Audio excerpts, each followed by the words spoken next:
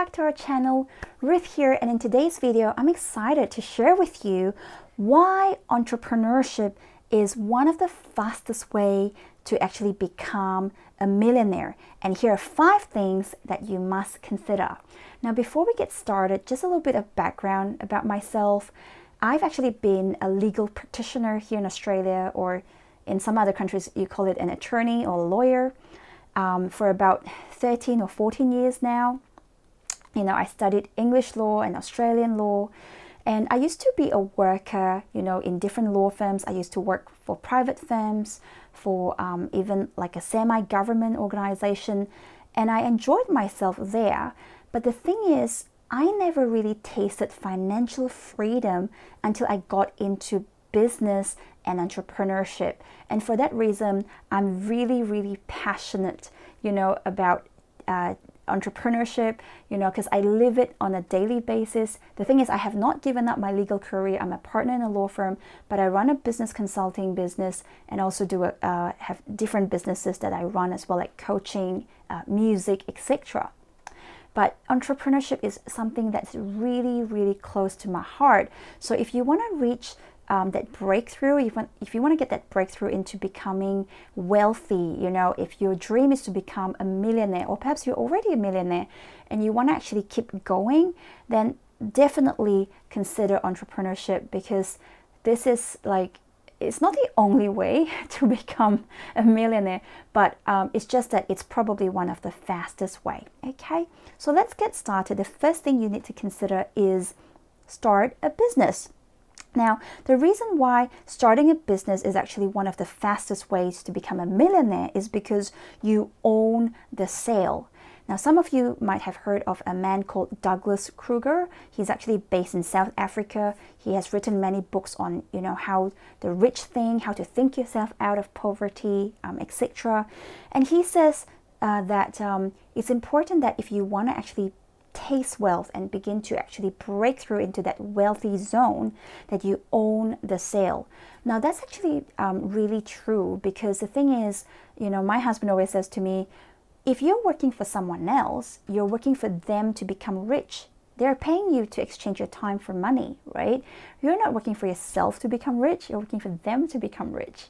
So, but if you own a business, you have the freedom to distribute that profit. You'll be paying your staff members, but you keep and you own the sale. One of the examples I can think of would be Tyler Perry. Tyler Perry is a very famous Hollywood actor, producer. He's one of the highest paid actor.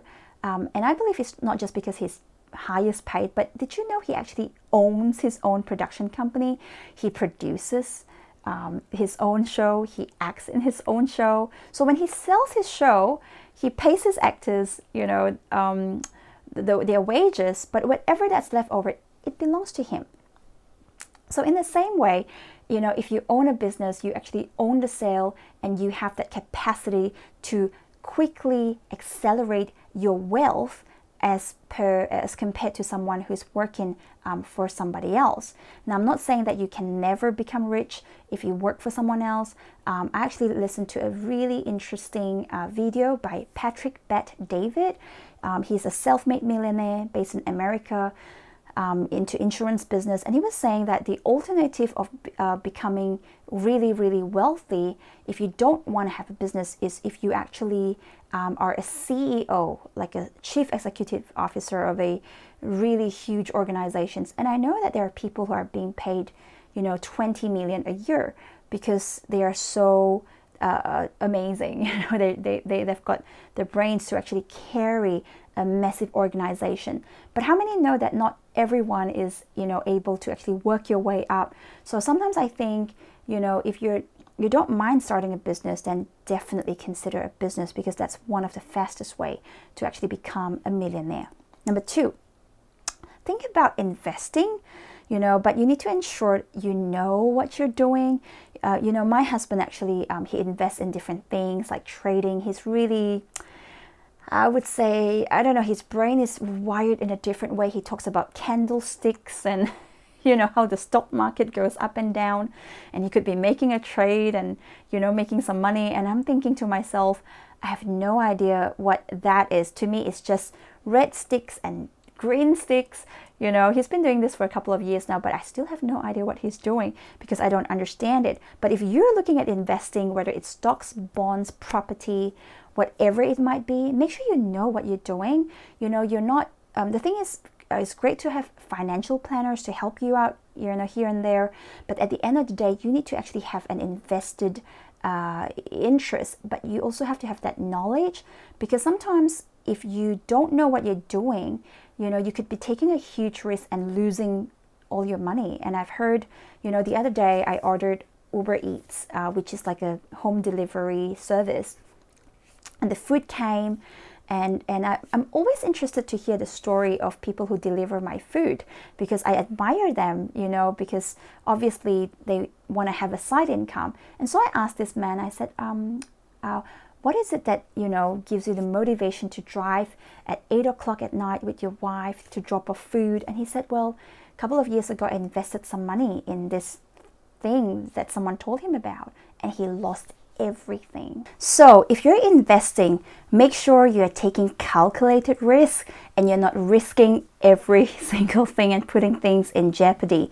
Make sure you make a wise and sound decision before you invest. Number 3, good financial management skills. Now, this is really important. You must consider learning about how to manage your finances. It could be, you know, tax. How much money do you have to actually put aside to pay tax? If you're a business owner, how much money are you saving? How much money are you reinvesting into your business? What's your debt looking like? Can you pay off your debt quicker? Can you get a lower interest loan if you're getting a loan? How much are you saving? So it's really important that you know how to read your books. And you know, for years I tried to put it off because, you know, I became a lawyer and I thought, there's no point of me learning about accounting, you know, I'm just going to leave it to the accountants. That's why I did law.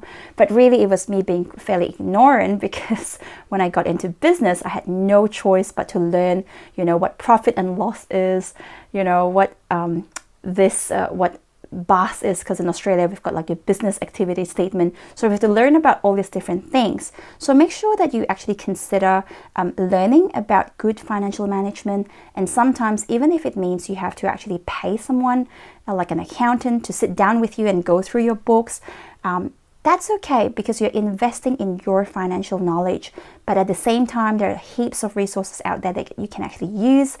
You can read on how to, you know, save on taxes, how to save money, how to increase your financial viability, etc. Number 4, multiple sources of income. So one of the fastest way is actually to have multiple sources of income if you wish to become a millionaire or break through into that millionaire zone. Now, a lot of millionaires actually have multiple sources of income. If you ask them, they might say, well, you know, we have got stocks and bonds, we've got, you know, property invested, we've got businesses, and they cast their net wide. Because the thing is this, every bit counts. Now, the type of investment and the type of resources that you have, or the money that you spend, will depend on you personally. You know, for me personally, I do not like to get into debt. So for me, I think, well, business is the best way to go, because that's where you can accumulate your wealth. But for some people, they have a lot of guts, I call it. And they would actually buy, you know, 10 properties, get themselves into like $4 million debt, right? And they say, that's okay, we're not stressed at all. But if I was in their position, I'll be like, oh my goodness, no, I want to make that money as and when I go. You know, I'm not, that's my personal preference. So at the end of the day, it really depends on you, you know, what kind of investment actually suits you. But it's actually really good to have multiple sources of income, because that's one way to actually accumulate your wealth, because every single bit counts. And finally, solving a problem. So if you can actually think about a problem, you know, my husband always say the bigger the problem is, the bigger the opportunity. So if you have a skill or a solution that no one else has, guess what? You can be a leader in that industry and charge a premium price. My husband and I were just out on a date night the other night, and we were talking about Uber, the company, the transport company, and now with Uber Eats. So it's huge here in Australia, you know. And the amazing thing is, you know, they thought of diversifying into Uber Eats as well, because they feel like, you know what, it's a convenience thing. But the thing is, they thought of something, a problem that it's a problem that people, you know, they might go to places and they don't have transport, or it might be too expensive to rent a car.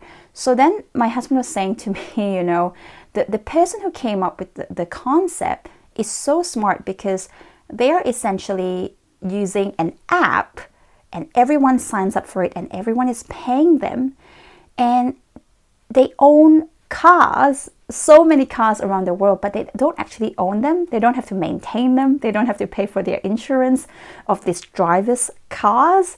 So it's a really, really brilliant idea. And, you know, right now I mean, the value of the company, it's in the billions. You know, they make billions every single year. And it's brilliant because they solve a particular problem. So that's something that you need to consider if you want to get into entrepreneurship. Definitely consider something that, you know, a problem. It doesn't have to be a complicated problem. It doesn't have to be a huge idea, but you need to start somewhere. And at the end of the day, you might have different ideas and different businesses that you can actually use to accumulate your wealth. So I hope that the contents of this video was helpful today, and thank you so much for taking the time to watch our video. And before you go, would you be so kind to hit the like and subscribe button so we can keep you motivated, and I will see you next time. Bye.